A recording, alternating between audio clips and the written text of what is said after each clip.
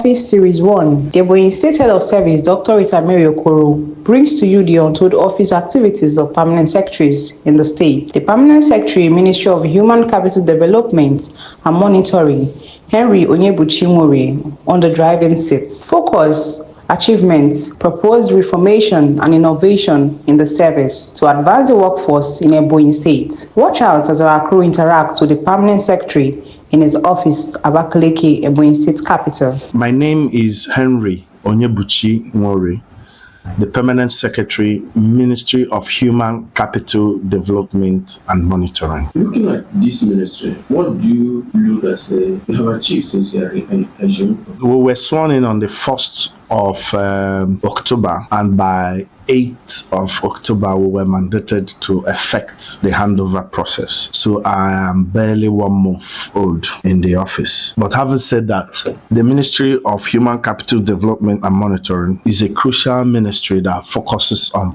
mainly empowering the citizens of Ebonyi State. It was formerly known as Ministry of Economic Development, but formally changed to this. So with this, we are involved in service delivery. That is what we are involved in. So for the past 1 month I have been here, we have I met new 100 first batch of what we call FONEB. FONEB means Francis Obona Nwifuru Empowerment Program. People that spent 2 months in master skills in Abani, where they were trained on agric programs like fishery, piggery, poultry, and otherwise. So when they came back, this ministry empowered these people with 3 million naira. So we had them captured in our database with the addresses, home addresses, and the farm addresses. We also had them nominate guarantors so that if we're not able to reach them, we can reach them through their guarantors. So we've just given them a timeline that will be coming to the field, which I'm going to head in order to monitor them, to make sure that the 3 million that has been given to them is effectively utilized. Now, there is another set of 100 people as we speak who are on 2 months training. They will be graduating by 22nd or 23rd of December as well. So, and when we come back, we believe that our Toknadu governor will also extend the same hand of fellowship to the next 100 as well. Having said that, there's one we call labor-intensive public works. These are people we have paid, we are supposed to pay them 30,000 for 6 months and another 30,000 for 6 months. So, but the first set, the first payment was made before I came in. But I can authoritatively tell you that last week we completed the payment of another 180,000 to these people, amounting to 2,100 people. 180,000, courtesy of our governor, His Excellency Francis Obona Nwifuru. We're also looking forward to having the graduates of another skill program, farming skill program in Nasarawa. There are 200 people in number. They were drawn from the 171 wards across the state. Mainly, His Excellency chose the ward councillors as grassroots politicians to go on that training, which is one of the best, using people you work with, you know very well. The ward councillors, they are 171 in number, and there were other people that were nominated that made them 200. They just graduated last week. We're also looking forward to empowering them in this ministry. So this is in line with the mantra of His Excellency on the Charter of People's Needs. This is exactly what the people decide they want, and that is exactly what our governor is using our ministry to achieve. What reform are you proposing to bring in future in civil service using your office? Yes, one thing that is very hard to do or to accept is change. People find it very difficult to accept change, but change is one thing that is always permanent. The greatest reform that can come in civil service is innovation and creativity, driven with technology. In this age now, there is not much anybody can achieve without technology. So the reform that I intend to bring in any ministry I'm posted will be technologically driven. Recently, there is a centralized ID card system from the Office of the Head of Service. I intend to actually make my staff. Today I'll be having a meeting with my HODs. Then after my HODs, I'll also be meeting with my entire staff.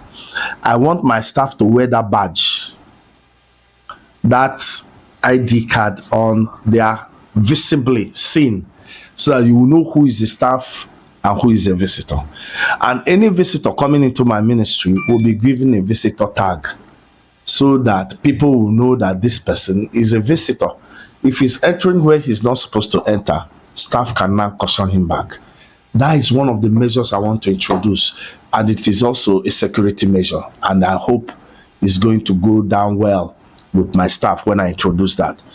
Another thing I will also want to do is the clock in and clock out, which will check the attendance of my staff. The third thing I also want to do is to set a KPI for each staff, that at the end of the week, you must tick what we call duty task form of all you have done for the week. And the HODs will bring it to my table for quite proper analysis and evaluation.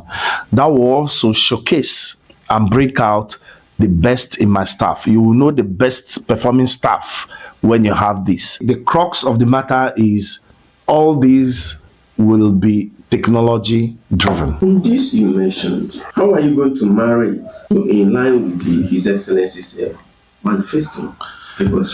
Yes, to whom much is given, much is expected. His Excellency has been one of the first governors to announce the payment of minimum wage. And if you look at his charter of needs for civil servants, his promise there is prompt payment of salaries, prompt payment of allowances, prompt payment of gratuity, prompt payment of pensions. So what do we as civil servants owe him back?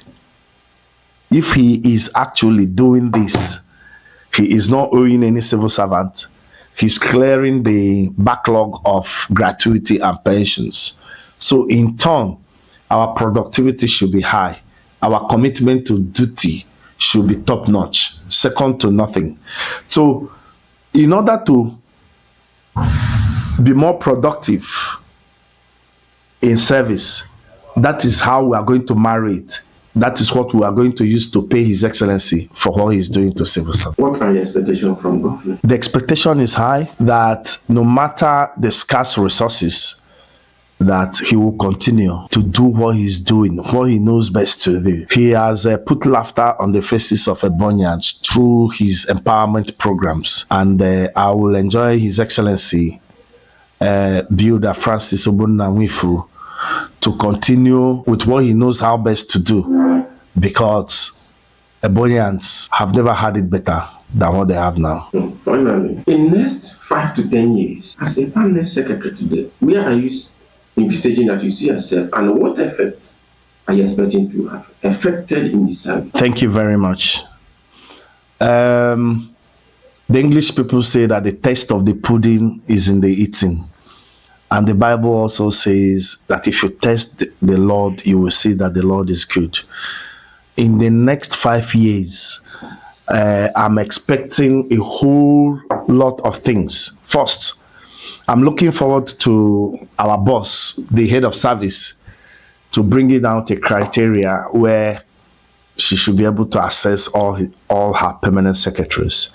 She should be able to bring key performance indicators like, first of all, dressing, comportment, courage, diligence to duty, timely to work, and so many others. Okay, these could be in a form or a survey, could be online or hard paper. Then you allow the staff of each ministry to assess the permanent secretary, and also allow the commissioners to assess their permanent secretary, as called them. With that, she will be able to know the performance of each of her permanent secretaries. That's just a suggestion. But having said that, I'm looking forward to have stabilized in this very position, and also looking forward to giving my best in the state. The permanent secretary role is just to manage the assets, and as the chief accounting officer of the ministry, also to manage the liabilities and probably give advice to the commissioner and policy implementation. So by then, I might have mastered my act as a permanent secretary and looking forward for higher responsibilities. What is the advice to the general public as well to the civil servant in this? It's simple. It's just like the advice I've given, that civil servants first should reciprocate the gesture of His Excellency in the payment of the minimum wage by contributing their own quota, giving in their best in service in order to uphold the dignity of our state. Then in public, I enjoy every citizen or every resident of the state to support our Excellency for his good deeds, for his good works, because to whom much is given, much is also expected. Thank you for watching, and stay tuned for the Office of the Permanent Secretary, Ministry of Youth Development and Sports, Ebonyi State. Hey there, this is the Mirror TV. Here we offer you news on both local and international happenings. We bring you politics, religion, socio-cultural events, project work, live documentaries, documentation to your doorstep. Why don't you follow us on our YouTube channel, The Mirror TV, or you can follow us on Facebook, Instagram, or X, The Mirror TV. You can as well contact us on 081 6546. The Mirror TV, time to give you the best.